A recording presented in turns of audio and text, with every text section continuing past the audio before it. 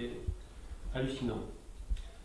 Ensuite, j'ai fait le rapprochement. Donc les aimants, c'est une énergie électromagnétique qui vient interagir avec nous et faire qu'on est ancré, qu'on est connecté. Ok. Deuxième chose qui est venue à moi, c'est que la lumière du soleil est une force électromagnétique aussi. Alors ça, il y a peu de gens qui le savent, mais en fait, le soleil nous envoie un rayonnement électromagnétique. Toute la fréquence du rouge jusqu'au violet, en fait, ce sont des ondes électromagnétiques. Donc les aimants, c'est de l'électromagnétique.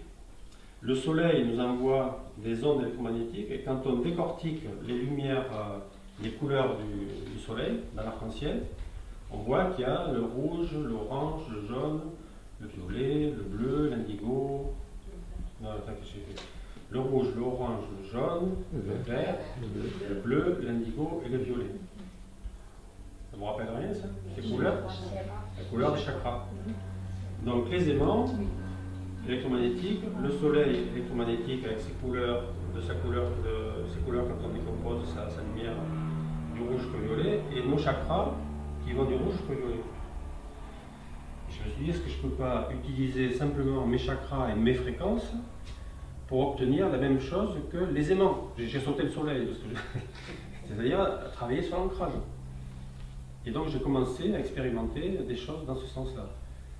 Et petite chose qui m'est venue pendant que je pensais ça, alors ça fait partie des choses, on ne sait pas si c'est l'inconscient qui a enregistré un truc à un moment, ou si c'est un petit guide qui vient et qui me souffle à l'oreille, hey, tu te rappelles, il y a ces trucs-là que tu as fait un jour. Et là je me suis souvenu de gestes que j'avais fait un jour où j'avais été à Dakpo faire une méditation avec une amie et ma sœur qui faisait quelques stages là-bas de méditation. C'est un centre bouddhiste. Hein. Et on avait pris un petit gîte à côté pour la nuit. Et je me rappelle que le matin, je m'étais levé, j'étais sorti dans le jardin du gîte comme ça, puis je m'étais mis à faire des mouvements comme ça, où en fait je cherchais à communier avec les forces autour de moi, la lumière, la nature, tout ça. Et je me connectais à mes chakras, parce que j'avais un peu quand même la notion des chakras, et je me connectais, puis je prenais ça, et puis je reposais sur mes chakras. Et j'ai reconnecté donc ce désir, les aimants, et d'agir de la même façon que les aimants avec les chakras, et j'ai repensé à ces gestes-là, et j'ai dit, est-ce que je ne pourrais pas essayer de faire ces mouvements en conscience, et d'accueillir des sortes de potentiels d'harmonie en moi, et de me connecter à toutes les forces qui sont là autour de moi, que je connaisse, que je ne connaisse pas, que je maîtrise, que je ne maîtrise pas, mais voilà. Être dans l'ouverture au maximum, et accueillir ce que j'appelle des potentiels d'harmonie, et venir les déposer sur chacun de mes chakras. Alors les potentiels, pour les rationnels, c'est des potentiels, c'est des possibles, et pour les mystiques, c'est des potentiels. Donc mes potentiels, ben, je leur ai demandé de m'apporter des choses pour essayer que je sois plus en harmonie. Et tout à l'heure, je vous parlais de la posture au travers de cet outil-là qui lâchait le mental et qui lâchait l'ego. C'est-à-dire que quand je suis dans cette posture-là, dans cette intention-là d'accueillir, donc je ne demande pas, hein, j'accueille juste ce qui est là, et ce qui vient vers moi, parce que je considère que l'univers, de toute façon, il nous donne toujours tout, au taquet, à fond. Et nous, avec nos croyances, avec nos programmes, avec nos limitations, nos croyances, ben, on crée des filtres qui font qu'on accueille une partie de ce qu'il nous donne, ou pas.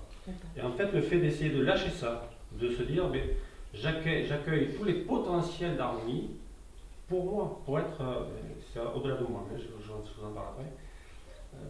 Voilà, si j'accueille ces potentiels d'harmonie, donc je ne demande pas de la lumière, je ne demande pas de l'énergie, je ne demande pas d'être plus intelligent, quoi que ce soit. J'accueille simplement des potentiels d'harmonie en moi. Et je vais faire ces gestes et je vais voir ce que ça me fait. Donc ça, c'était le départ de cet outil que je commence à mettre en place, que j'appelle l'auto-organisation, où on travaille sur soi, pour notre paix intérieure, notre connexion, notre cohérence avec les champs qui sont autour de nous. C'est-à-dire que si on travaille ça, tout se construit, et l'univers, comme il sait que l'harmonie, ben c'est telle donnée dans ce sens, telle donnée dans ce sens, telle ligne dans ce sens, mais tout se met au-delà de ce que moi je peux concevoir. L'univers est beaucoup plus intelligent que moi.